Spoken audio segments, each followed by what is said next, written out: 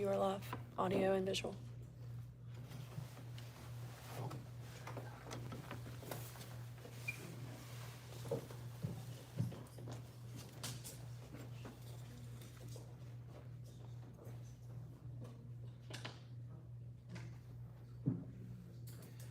All right, ladies and gentlemen, it is 6:30. We're gonna go ahead and get started. If you want, we have copies of the agenda up on the podium. So we're gonna go ahead and get moving here. Hopefully get everybody out before this storm gets too nasty. If you're able, we're gonna start with an invocation and the pledge. If you could stand if you can. Dear Heavenly Father, thank you for this day. On a day like this with storms and rain, we just pray for everyone's safety who's traveling both in Mulberry and around Mulberry. Keep them safe. Keep the linemen who work so hard to restore our power, keep them safe, and thank you for what they do and the service that they provide. Thank you for everybody who's gathered here today and their desire to continue to keep Mulberry one of the best places to live. We ask this in your son's name we pray. Amen. Amen. All right. I pledge allegiance to the flag of the United States of America and to the republic for which it stands, one nation, under God, indivisible, with liberty and justice for all. All right, I'm going to go ahead and call the roll. We'll do so in the order of the districts as we always do. We'll start with District 1, Councilman Tim President. District 3, we have Kyle Shields. District 4, our Mayor Pro Tem Michael Rudnick. He's paying attention. And then District 5, Councilman Doug Ingram. Present. All right, Madam Clerk, if you could notate that 4 out of the 5 councilmen are present this evening. All right, that will bring us to item E. As I said before, we have copies of the agenda on the podium if anybody would like to grab one. The only thing I'd like to say for the mayor's opening comment is thank you. I don't know how many of you were able to come, or those watching on the live stream, to the Mulberry Jam, but it was an enormous success. And I want to thank city staff for all the work they did. Jamie, Kelly, Joy, everybody worked so hard to make our first event such a huge blowout, such a huge success. And I will tell you, I was just kind of, if you saw me there, I was beaming from ear to ear that we had so many people from the community that came out, gave their opinion on the comprehensive plan and what they want this city to look like 5, 10, 15 years in the future. And I'll say that when we have such great community engagement, that's what makes the council's job so much easier, right? It's a lot easier when we know what the people want, when people are engaged, but it also makes us, all encouraged. It's encouraging that people care so much about this community. And so thank you if you came. Thank you to city staff who did so much to make it a huge success in our first year. And I can't wait to see what happens next year. So. All right, the next thing is actually or item F, which is the council's opening comments. Would anyone else like to make an opening comment? Yeah, I just want to, second what you said, Mayor. It's great. People need to get involved. It's something I've done for many years with the county before Mulberry. You see a lot of negativity on social media. Those people need to come out and get engaged. Complaining on social media doesn't do anything for you. It's just a waste of your time and my time reading it. But yes, participate, be there or be square, as I was posting on my posts. Sounds good, thank you. Councilman Sullivan, anyone else? I would just say, great event, thanks to staff and everybody else. You guys were under a real timeline to produce that, and I think it went off well. And I was really proud to hear the commentary from folks in Mulberry and from around Mulberry talking about how excited they are for the city. I think the momentum is building, and I'm excited about that. I think we're going to continue that momentum into the future. So I don't want to be the only one that didn't say anything. But thank you guys very much for all your hard work. I saw all you guys out there working, sweating like crazy. It was the hottest day of the year I think we've had. And I know you guys put a lot of time and effort and energy into it. So thank you all very much for getting the community involved. And I'm glad we were able to get a lot of information for the comprehensive plan. There was a ton of rocks in the cups. Opening comments. That will bring us to item G, the city manager's opening comments. I don't have anything, sir. Okay, nothing from the city manager. We'll move on to H, which is a consideration of tonight's agenda. Has the council had sufficient time to review that agenda, and are there any additions or changes that need to be made? I have one one addition that I'd like to do. One of the things, there's a few, being at Mulberry Jam, there was a few different things that I noticed that were high kind of priority items to the people who came. And so I'd like to discuss maybe the creation of a few committees to kind of go over some of those big ticket items. So I would like to add to the agenda if possible, I guess this would be an action item. Where would that We be? do have a discussion item under N, so we could discuss it after that if you'd like to, sir. Okay, am I allowed, Mr. City Manager, is that okay to, if we want to create these committees, would that be a discussion item or should that be an action item?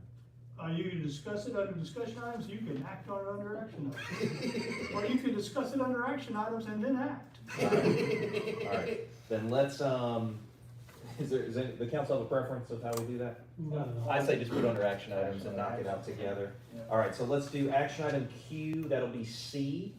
It'll be discussion of committees for topics discussed at Mulberry Jam.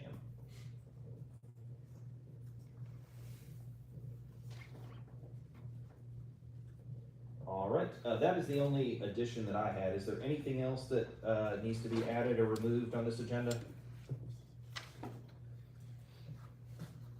Mr. Mayor, I don't know if we want to add a discussion item around e-bikes. I don't know, maybe we don't have sufficient data yet, but would be the only other item that's come up a few times. I know that we had picked a date that I think they were gonna Yes, sir. report We back. Did we take, okay. We're gonna report back to you on July 16th. July 16th, Okay. okay. Anything else? All right, then at this time, I will make a motion to amend the agenda for Thursday, June 18th, to include action item QC, which is a discussion of committee for topics that were discussed at the Mulberry Jam Festival. Do I have a second on that? Second? Thank you, Councilman Sullivan. Any discussion? Hearing none, I'll call a vote. All in favor? All opposed? All right, by a vote of 4, the amendment carries. Then I'll make a motion to adopt the meeting agenda for Thursday, June, as amended. Do I have a second on that one? Second. Thank you, Mayor Tim. Any discussion? Hearing none, I'll call a vote. All in favor? All opposed? All right, by a vote of 4, the Mulberry regular meeting agenda as amended is hereby adopted. All right, that brings us to item minutes. Is the council had sufficient time to review those minutes, and are there any changes that need to be made? No, All right, then I'll entertain a motion on this. make a motion to adopt the meeting minutes from June 4, 2026 as presented. Thank you, Councilman Ingram. Do I have a second? Second. Thank you, Councilman Sullivan. Any discussion? I was just gonna abstain because I wasn't here for that. Okay. The Mayor Pro Tem has announced that he's going to abstain since he was not present for that meeting. So we have one abstention. We have a motion and a second. I'll call a vote. All in favor?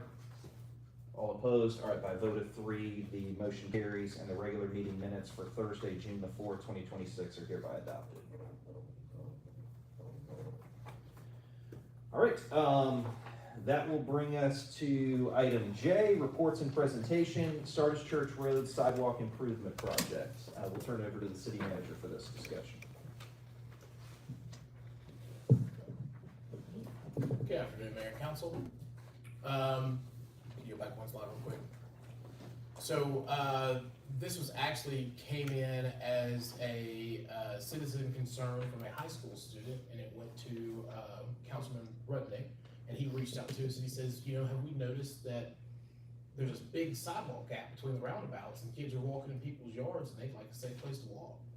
And so we went ahead and took a look at it, and what I'm getting ready to present to you all is a couple things, right? Because once we look at putting in sidewalks along both sides of the roundabout, well, from one roundabout to the other, here's some cost things that we need to just discuss and get your approval on. So next slide, please.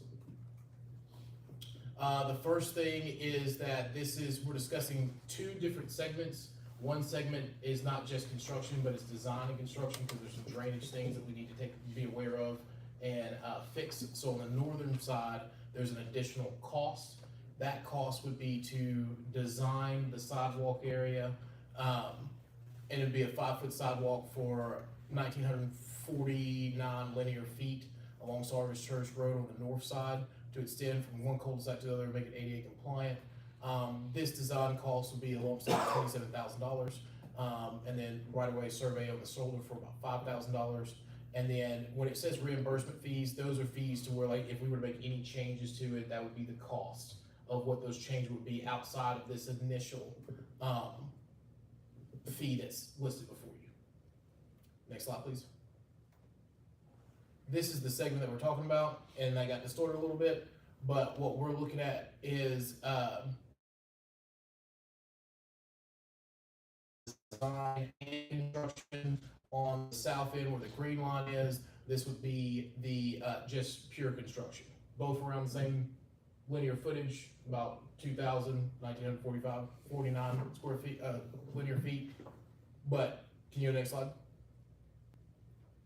I wanted to bring this up because this is part of our purchasing policy, right? And then I'll explain a little bit of where we go from here. So any contract or agreement or procurement over $50,000 per our purchasing policy gives the city manager the ability to decide whether or not it needs to be a formal bid or if we take quotes on how we do that purchasing. But it also requires that we go to mayor and council over $50,000 to get approval. And so we did not choose to do the solicitation and formal bid. We did get 3 quotes for this. And then,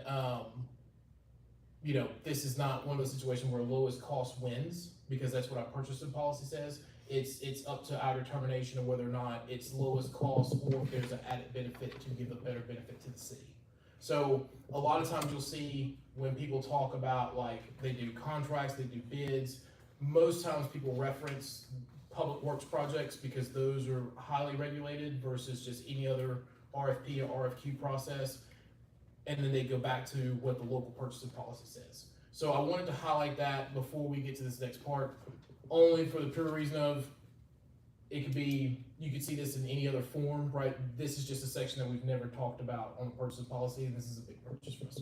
Next. So when we start talking about the south end of the sidewalk, these are the 3 quotes that we got.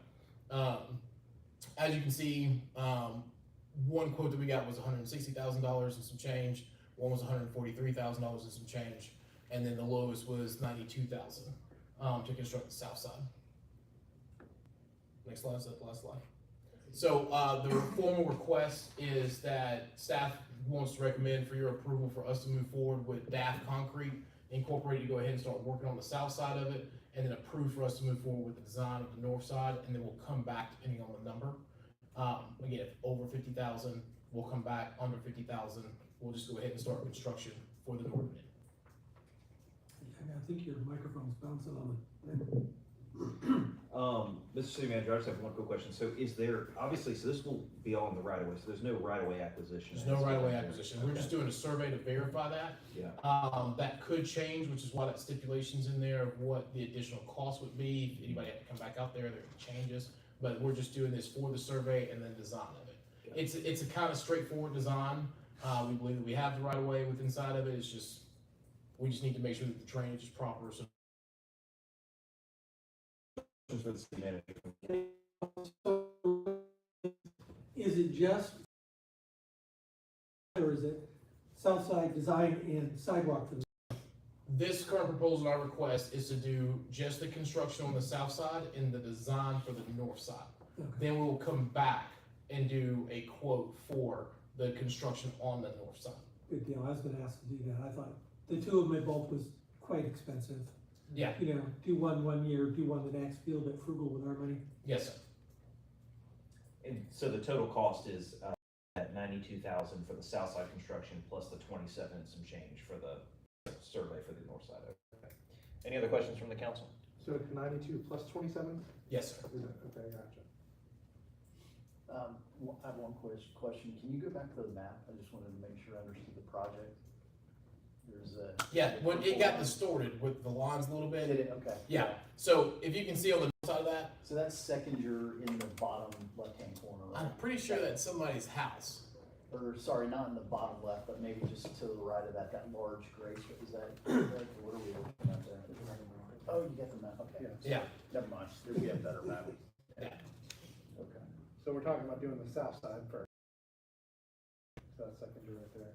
Right. And then, So the benefit is we can allow the students to have a nice place to walk from point A to B without Yes. having to go through people's yards. We do get, you know, our code, I want to brag on enforcement officers a little bit, right? Like over the last month, they've done 1,700 miles. Yes. Right, with inside the city limits, they've pulled over 900 signs to date. Right away, they're constantly out. We get constant calls from people to go out there and check stuff for code enforcement. And one of the things that we feel as a city is a really good thing is when a student calls and they're like, hey, I see something, like we want to make sure we act on it. And so we took a lot of satisfaction in wanting to try to present this and get this done. And then one day we were out there riding and we looked and saw like there's a bunch of kids who are like walking from school, and like when they get to that roundabout, they're going all different types of places because like you're right there on the road. There's no real safe play to get from one, you know, roundabout to the other. And we think that this is something that is more than just, you know, a small benefit. Like this is totally worth it, especially when you see so many kids like walking home from school. Like you don't see that anymore. And so that just shows the value inside of your community. Yeah, and I'd just like to recognize Melissa, and her dad is actually here tonight. Melissa's in Turkey, but I just happened to be going somewhere for a grand opening, and she was there working, and then we got to talking about, I worked with the city of Mulberry and gave her one of my cards, and lo and behold, a couple weeks later, she shot me an email about a concern of hers, and we went back and forth a little bit, and I asked her to kind of identify the specific area that was the biggest need, and she did that, sent me a map. I was able to send that to the city, and Jamie's taken it and run with it, and Public Works Department has done the same, so thank you very much, and I think this is a huge benefit to a lot of kids. I couldn't agree more. I just have one final question. So the, it looks like from this map, so the sidewalk connection is between, I guess, the two roundabouts, between West Rock Quarry Road all the way up to Dock Hughes, is that right? So there's already an existing sidewalk from the high school from Second to that first roundabout, right? Yes, sir. Okay. So it stops at the first roundabout, and we would just pick that up, which is why, like, in a lot of areas, we'll come back and say we want a 10-foot sidewalk. We just felt that this is something that could match because it literally just stops right there at the roundabout. Okay. Any other questions from the council? All right, I'll entertain a motion on this. Do we need an action item on this? Yeah. So I'll make a motion to approve DAF construction to move forward with the sidewalk on Sardis Church Road project with the numbers presented not to exceed Let's say 150,000. not to exceed 150,000. That's just one design, and I don't want to come back if we do find something on the north side. And so just to be clear too, so DAF is the paver, I think that is plus the design work, you're also in that motion, you're authorizing him to do the design work as Yes. well? up Well, to- because Lo is doing the design work, and I would just ask for a little leniency when you add the two together to just go ahead and say 150. Right. Okay. You want to restate that? Sure, if you don't mind. All right. I'll make a motion to approve the Sardis Church road sidewalk improvement to be done by DAF Construction as well as Low Engineering, not to exceed $150,000. All right, we have a motion, do I have a second? Second. Thank you, Councilman Sullivan, I figured you would. All right, any other discussion? Hearing none, I'll call a vote, all in favor? All opposed? All right, by a vote of 4, the motion carries. Thank you. All right, ladies and gentlemen, that will bring us to item K, which is our public comment section. We limit this section for public comments to 2 minutes. So, and the council does not respond to you. We do ask if you want to give a public comment, you come up and state your name, your address, and if you know what district of Mulberry you live in, to state that as well. Is there anyone who'd like to give a public comment this evening? All right, hearing none, then we will go ahead and close the public comments. That will bring us to item L, which is our consent agenda.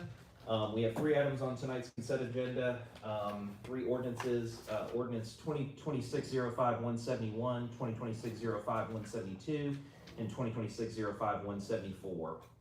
At this time, I will make a motion to approve the items in the consent agenda. Do I have a second? Second. Thank you, Mayor Pro Tem. Any discussion? Hearing none, I'll call a vote. All in favor? All opposed? All right, by a vote of 4, those 3 ordinances, 2026-05-171, 2026-05-172, and 2026-05-174 are hereby adopted. All right, that will bring us to item M, public hearing, which is first read of case number SUP 2026-020310. So I need to make some clarifications on this case before I ask for the request to table. So this case was brought up beforehand, I wanna say about a month ago for the first read. And the property owner was going out of town, and then some other things happened, so they asked to table. Because when I came and asked to table it the previous time, we set the date for the June 18th council meeting. We put it back on the agenda because we have to ask the request to table again. The property owner did not properly advertise for this case, which is a big reason why we're not, doing it. They're supposed to send out the notifications, everything else. We met with them last Friday as staff to, talk about if they were still moving forward. They then told us that they had not advertised, and we said, well then, because of that, you have to table until July 16th, because there has to be 15 days, notices have to go out, and you have to inform the public. So that is the reason why this is on the agenda. This was never on the agenda to be heard tonight. This was because we asked you all last time to table it, and so if we have to ask for an extension, then I have to formally ask for it to put on the agenda. Any questions for the city manager? Yeah, is there not some sort of state statute that says we have to act within X number of days of a permit being submitted to us or an application being submitted to us? So that refers to if it's notifications, right, we have to have it or they have to be re-notified. Okay, so it seems like I've heard that in the past, that you can't go 9 months not deciding on something that it eventually just becomes, and I don't wanna run into that here. That's not gonna happen, no sir. Now, this is one of those situations to where they did not properly advertise it, and you all do have the ability to, request that it go back to planning commission, request that, they do something else with the process, which is why we put it on the agenda, because we requested for it to be tabled to this day. So we ask that you table it, and that way the public has the ability to come in and speak their mind about it, because the only way to do that is to properly advertise it. The owner has to send the notifications, notify everybody, and then we have the public hearing. Because that was not done on the property owner's end, then we have to request for that to move forward. It's up to you all to make the decision to send it back to planning commission and start over, or, I don't know, and we'd have to ask the city attorney if there's any ability to do anything other than table or go back to planning commission at this point. That's kind of it. Well, I believe that the city has already committed that they were gonna table the case today, and so I would ask you to table the case. All right, I'll entertain a motion on this. I'll make a motion to table case SUP 2026-020310 to the July 16th, 2026 meeting. Thank you, Mayor Pro Tem. I second that. Any other discussion? Hearing none, I'll call a vote. All in favor? All opposed? All right. Case number SUP 2026-020310 is hereby tabled until the July 16th. And I just want to make one more statement too. We will look into whether or not, I'm remembering something that, I'm thinking you can only table twice. So I would like to have the attorney and us look at that, and then we can discuss that as well and get you an answer from that. Because I was just remembering the zoning requirement, but there may be a number of tables as well. Thank you. Thank you. All right, that will bring us to item N, discussion items, the Mulberry Historical Society Board Member Appointment. All right, thank y'all for coming. All right, a couple weeks ago, or at a meeting, we started the Mulberry Historical Society Board, and we have the privilege of having the chair of that board, Mr. Winston, tonight. He has requested to add another member to that board. And Mr. Spence, I don't want to put you on the spot. You're welcome to speak. You don't have to though. Okay. And then so he has requested to add Eli Stansel, who is somebody who obviously is well known in this community as one of our kind of community historians, to that board as well. So he would be the third member of that board. And so we do have that request from the chairman. And so is there any discussion about that item from the council? I think it's a great idea. I think he is wealth of knowledge, so I appreciated hearing all about Mulberry through the lens of his knowledge. Perfect. Include his brain. Yeah, exactly.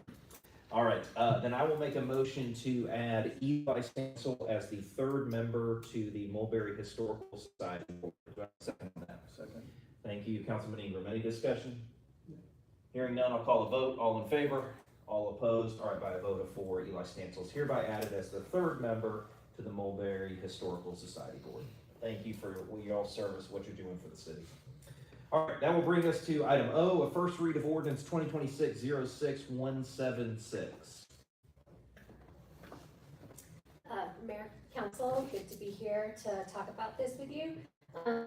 So this ordinance, all right, let me get the right one. Is related to creation and enabling the ability for entertainment districts to be established within the city.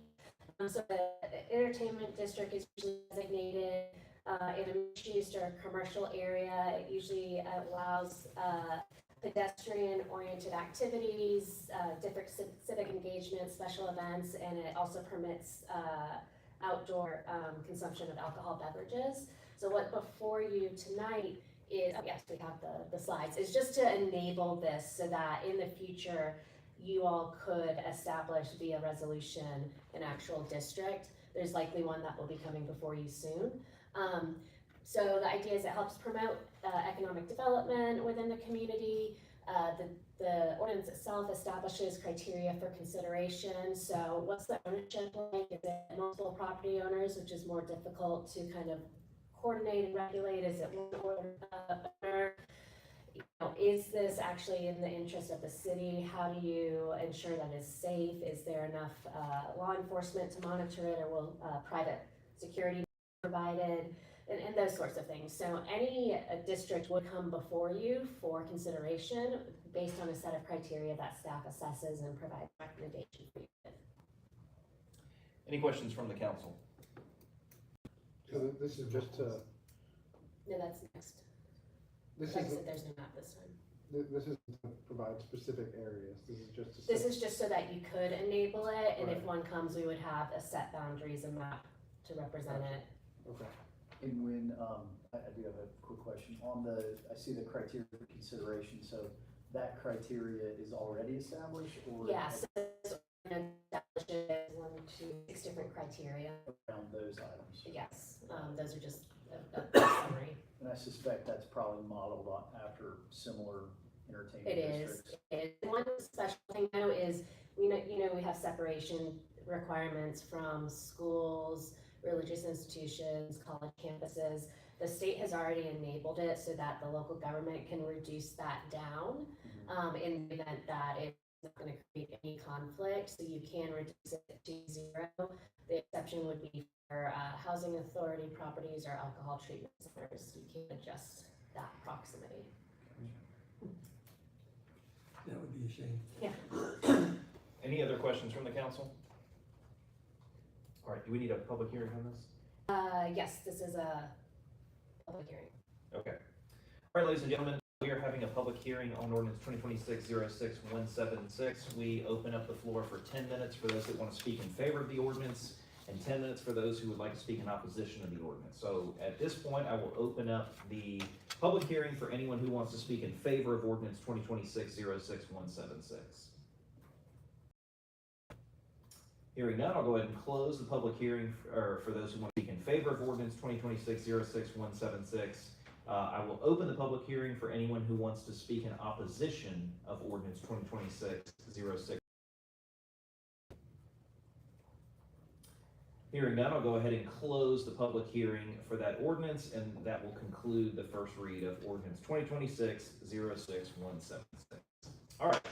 That will bring us to item P, our second read. First, we have ordinance 2026-05170.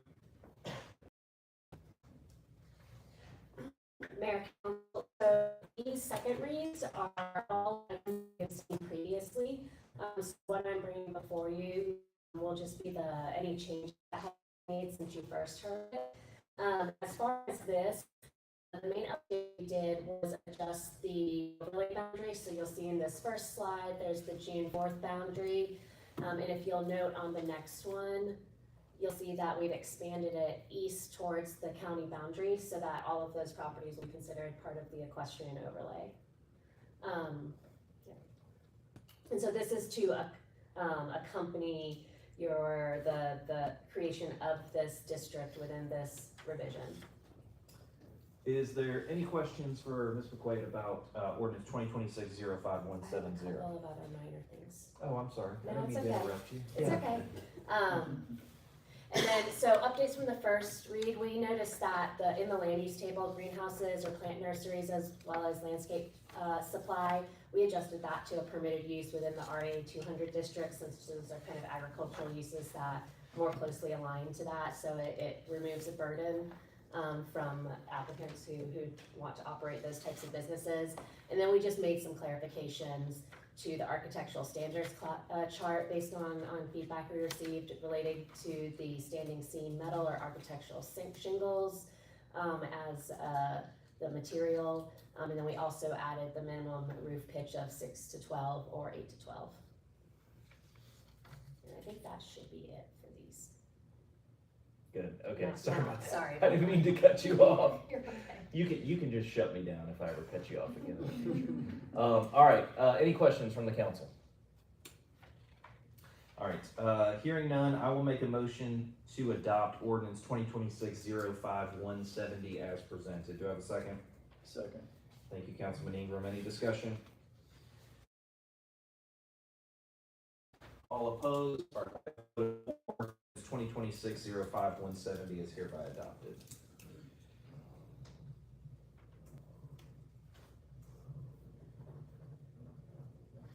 All right, that will bring us to second read PB, ordinance 2026-05173.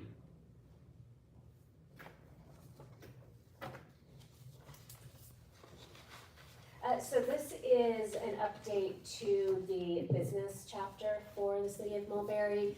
Again, very few or minor changes since it was before you previously. One thing that we did notice that was discussed during the first presentation and the first read of this, we left out the tax class 6 by mistake. And so we've just added that back into this table. It was just a scrivener's error, but we wanted to point that out. And then we updated the maximum occupational tax fee from $20,000 to $23,000, and that was based on just benchmarking of other communities within Gwinnett County as well as some peer communities in Northeast Georgia. I will say, I picked 23,000 because of the fact that Lawrenceville is at 25, and it's better to do business in Mulberry. So that's the only reason why we didn't set it at 25 like Lawrenceville. Almost everybody else is around 20 to 25, but that's kind of the range. Any questions from the council? Nobody hit 30 then, huh? No, sir. Not within Gwinnett County. Yeah. There's some that within Hull, and I think we looked in Barrow. Like Sandy Springs, Norcross, some of them had some. They had some that were pretty up there, but we figured to stay consistent with our neighbors, right? We would stay within that 20 to 25 range, and again, love our friends in Lawrenceville, but it's better to do business in Mulberry. And they were up there because they had set a higher max or no max? Their max is at 25,000. Got it. And the other ones you mentioned, they also still They're have all a still max? around 20. Max, okay. The highest that we saw inside of Gwinnett County from municipal was 25,000. Got it. Is Norcross, do they have a ceiling on max, or did they just? Everybody has their maximum at 20, They do. except for Lawrenceville. Except for that. Okay. Any other questions from the council? I just have one procedural thing. I'm not sure I have a copy of this ordinance in my Your packet. binder. Under It's a the, big one, oh, it's a sorry. big one, thank Yeah. you, okay. I stand corrected. All right, any other questions from the council? All right, hearing none, then, I will entertain a motion on this. Make a motion to adopt ordinance 2026-05173 as presented. Thank you, Mayor Pro Tem. Do I have a second? Second. Thank you, Council. Any discussion? All Before ordinance 2026-05173 is hereby adopted.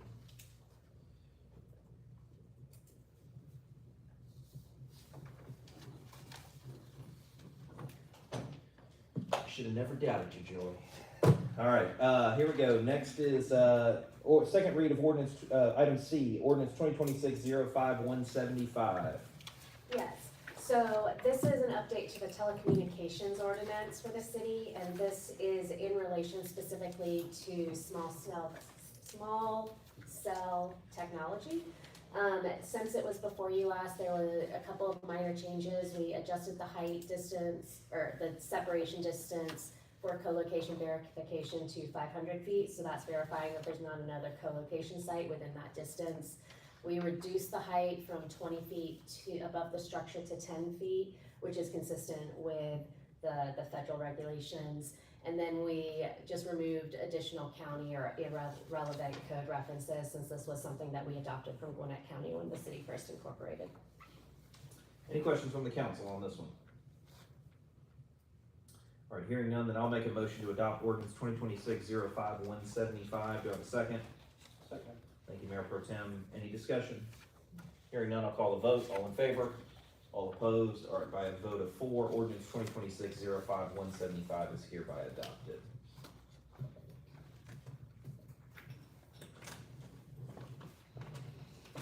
All right, moving right along, that brings us to item D, ordinance 2026-05166.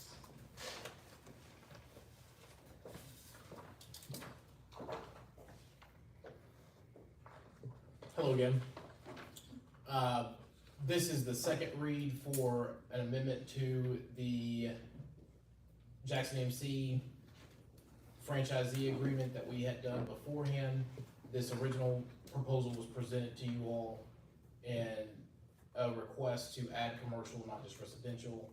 And then we have been filtering a lot of phone calls, emails, talking to the public, and we wanted to leave it up for you all to discuss the next steps of whether or not we move forward with adding commercial, only doing commercial, or removing the franchisee agreement as well. So I would like to ask that you all I guess my request would be that you all discuss the steps that you like staff to take going forward as how we work on this agreement, or this franchisee agreement.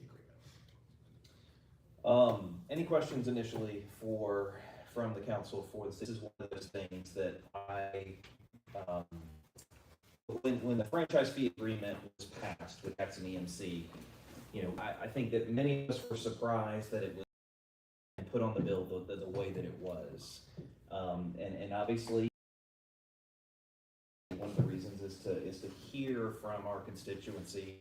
Basically, we want to be a government of the people, for people, right? And so, obviously, this particular ordinance was a ordinance to, add the commercial, but also renew the residential component of it. And so, I guess my question to the city manager would be, if we did want to consider repealing the ordinance, do we have an option to do that tonight?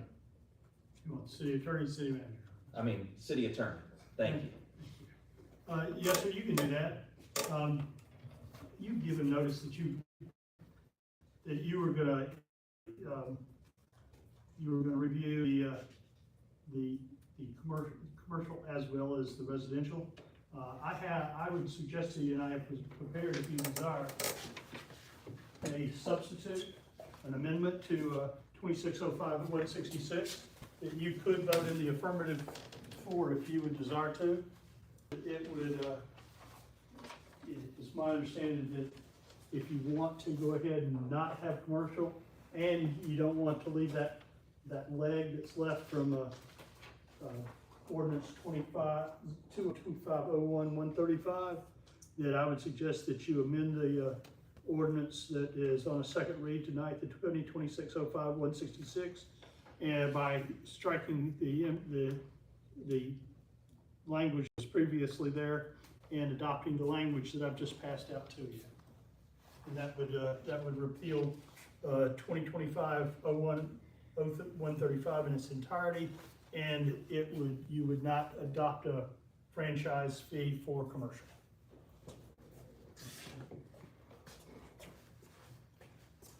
So the city attorney has presented us with a substitute that we could present for ordinance 2026-05166, which would repeal ordinance 2025-01135. Is there any questions from the council? Yeah, franchise fees, was that not part of the two studies done that said Mulberry could support themselves?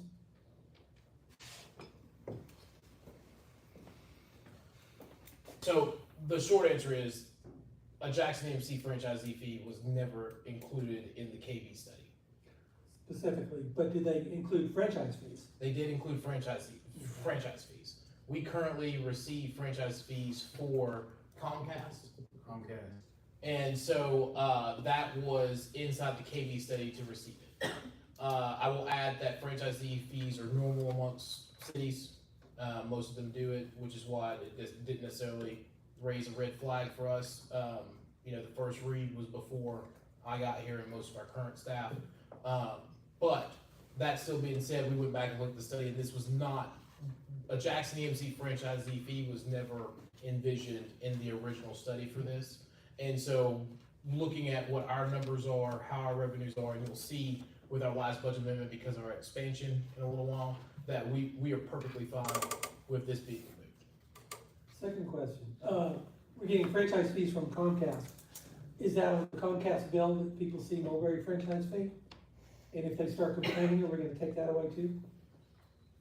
I cannot answer that question definitively. I've not seen a Comcast fee, and no one has ever brought it to our attention.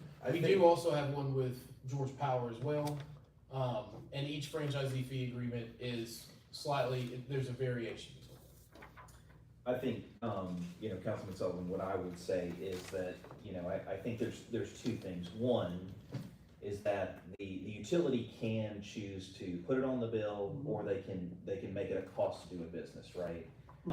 Jackson has obviously put it on the bill. That's how they've decided that they're gonna do that. Not just, in fairness, not just to us, but to their other cities as well. But I think the difference between Comcast and Jackson was that Comcast, if I'm not mistaken, was a franchise fee that was also charged by unincorporated Gwinnett. And so it was not a new franchise fee. Whereas Jackson, don't ask me why the law is this way, and city attorney, correct me if I'm wrong, only cities charge franchise fees for easements for power poles, whereas counties, basically, they have to negotiate their easements to put new lines in. And so basically what this does is state law says, hey, instead of the utility having to come in and negotiate every time they need to put a new power pole in, you just charge this franchise fee. But state law also allows them the opportunity to distribute that fee, or to bill it directly to the citizens of that city.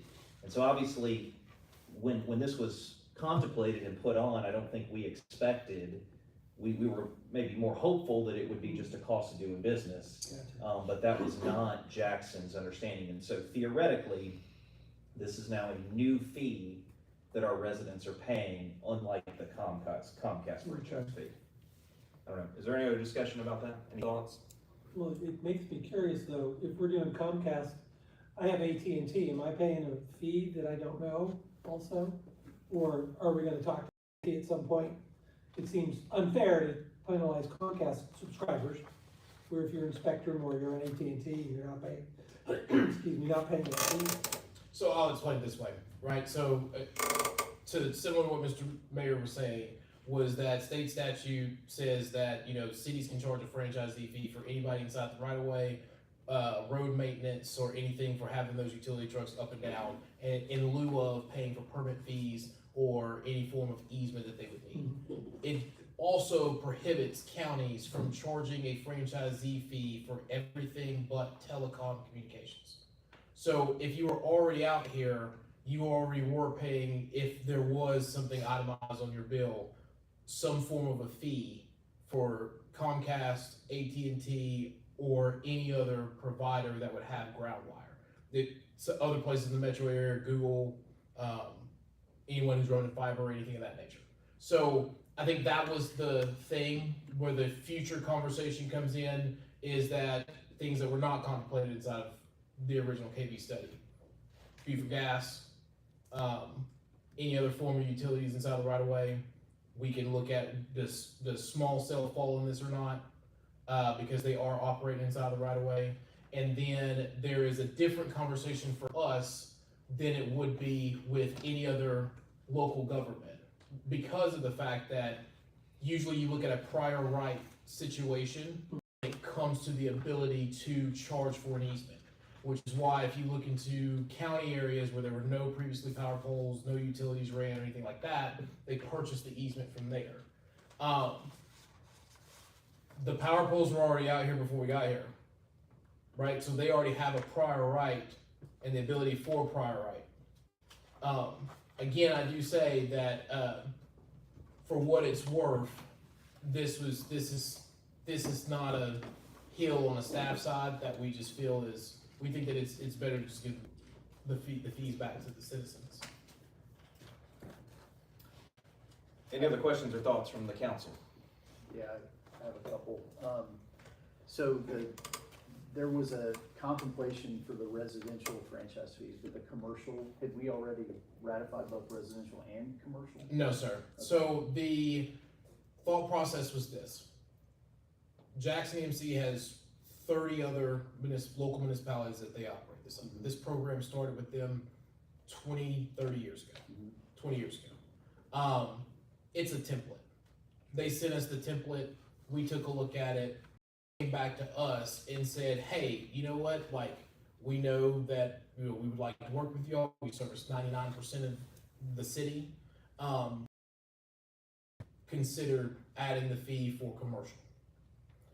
We said we had not, because a lot of times when you look at, co-ops, who they provide to, you usually have another player in there, and they may service the commercial, or it may be, it's just a percentage of how it's broken up. So the whole idea was they approached us and they said, hey, would you look at taking this? And so we did that, or swapping it or anything else. And then again, we heard loudly from the public. And so we've had, conversations with them about what this fee means, how they feel Mulberry should go. And again, I've said this 1,000 times, staff is agnostic, right? We present the information and then we just go from there. Yeah, I'm curious if the council has any thoughts regarding the commercial versus the residential, because one of the things that just to be clear, one of the things is with the easement, as we contemplate, potential amenities for the citizens, right? A town center, whatever that might look like in the future. Those are commercial. Our easement has a scenario in that. I think we've all heard the most from residents, some of whom are on fixed income. It's not in their budget, and they scrutinize all those line items. That's a fair item. I think, if you're a commercial enterprise looking to expand a footprint in a city, I think your cost of doing business is calculated well before you start the project. So, slightly different mechanic there.